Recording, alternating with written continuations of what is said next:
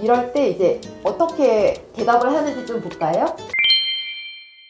안녕하세요, 닥터나솔입니다. 오늘은 다소 재밌는 주제를 들고 나왔는데요. 그건 바로 AI입니다. 여러분들 요즘 챗GPT 많이 사용하시죠? 그리고 한 번쯤 다들 이런 경험 있을 것 같아요. 내가 막 방금 고지혈증을 진단받았어. 근데 고지혈증이 뭐지? 하고 챗GPT한테 물어볼 수 있잖아요. 그런 식으로 챗GPT를 이용한 그런 의학적인 그런 접목, 이런 것들이 실생활에서 이루어질 수 있을 것 같아요. 그런데 과연 이게 정말 올바른 정보인지, 그리고 의사를 대신할 수 있는지, 그리고 의사들도 이런 걸 쓰는지, 그리고 이거를 나만의 주치의처럼 쓰려면 어떻게 해야 되는지, 이런 것들에 대해서 조금 썰을 풀어보고자 합니다. 물론 저도 의학 전공자니까 AI에 대해서 잘 알지도 못하고 배우는 입장이기는 해요. 하지만 그래도 제가 아는 한에서 AI와 관련된 챗GPT 사용법에 대한 얘기를 조금 풀어보고자 합니다. 그래서 오늘은 첫 번째 시간인 AI는 의사를 대체할 수 있는가에 대해서 얘기해보고자 합니다.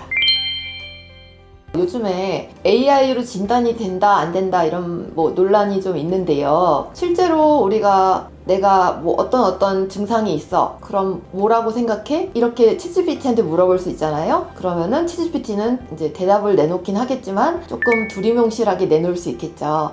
당신은 허리 디스크일 수도 있습니다. 이런 식으로요. 그러면 이거를 믿어도 되는지, 그리고 이거에 대한 정확도는 어느 정도인지, 그리고 이거를 의사 대신 써도 되는지 정말 이런 거 궁금하실 것 같아요. 그래서 지금부터는 챗GPT를 실제로 사용을 하면서 이거는 조금 아닌 것 같은데 이거는 좀 괜찮은 것 같은데 이런 내용을 조금 얘기해 볼게요.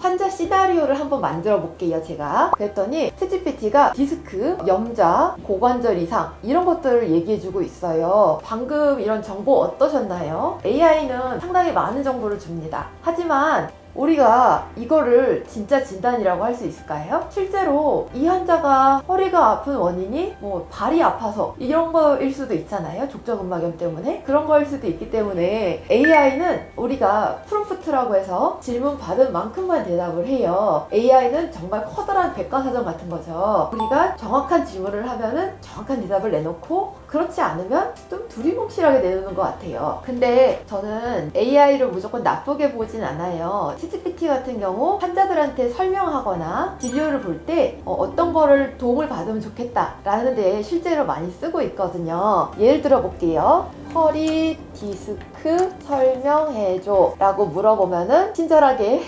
대답을 해주고 있죠. 그래서 허리 디스크란 이런 거다. 그래서 구조를 이해하기, 주요 증상, 그 다음에 진단 방법, 치료 방법 이런 것들에 대해서 나와 있고, 제가 이런 것들에 대해서 도움을 받을 수 있을 거예요. 물론 진단과 치료는 사람의 몫이죠. 그런데 이 챗GPT 사용할 때 아까 전에 이제 줬던 힌트 있잖아요. 그런 거를 조금 더 복잡하게 만들면 어떨까요? 정말 상황에 맞게요.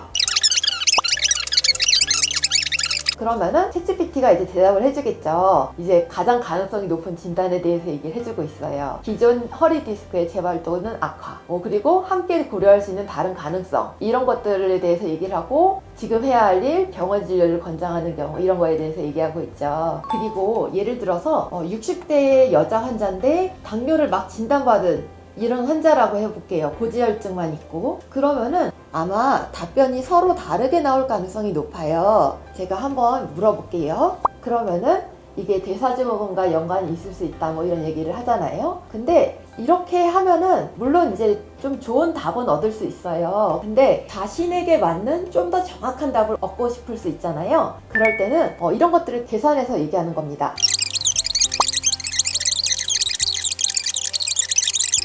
이럴 때 이제 어떻게 대답을 하는지 좀 볼까요? 자, 그러면은 이제 현재 상태를 조금 더 정확하게 분석을 해주는 걸 알 수 있어요. 한번 볼게요. 현재 상태를 분석을 해줬고, 그래서 건강 요약을 지금 해주고 있네요. 굉장히 자세하게 나오죠. 그래서 종합평가라고 하는데 이거는 대사증후군 진입 단계라고 할 수 있다. 그래서 맞춤형 추천도 당연히 해주죠. 이런 식으로 챗GPT를 조금 더 정확하게 사용하면은 우리가 원하는 답을 조금 더 좋게 얻을 수 있습니다.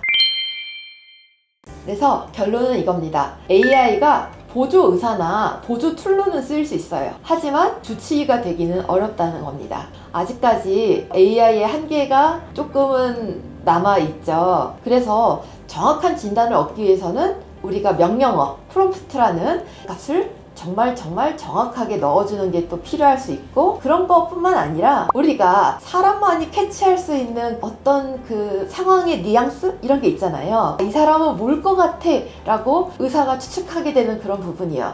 그런 부분은 아직은 이제 인공지능이 대체하기는 어려울 것 같아요. 그럼에도 불구하고 이제 AI를 활용해서 건강에 대해 고민하고 건강 정보를 검색해 보는 것, 이런 것들은 되게 좋은 습관인 것 같습니다. 여러분은 어떻게 생각하세요? AI가 진짜 의사를 대체할 수 있을까요? 여러분의 생각을 아래 댓글창에 남겨주세요. 근데 이제 AI 시대라고 하더라도 사람을 진료하는 건 결국 사람이겠죠. 그래서 AI와 사람이 공존하는 곳, 그게 바로 아마 서울 나설이 될 것 같아요. 다음번에는 실제로 우리가 어떻게 프롬프트를 쓰면은 AI에 조금 더 좋은 답을 얻을 수 있을지, 그리고 의사들은 챗GPT를 어떻게 사용하는지, 이런 거에 대해서 얘기해 보도록 하겠습니다. 감사합니다.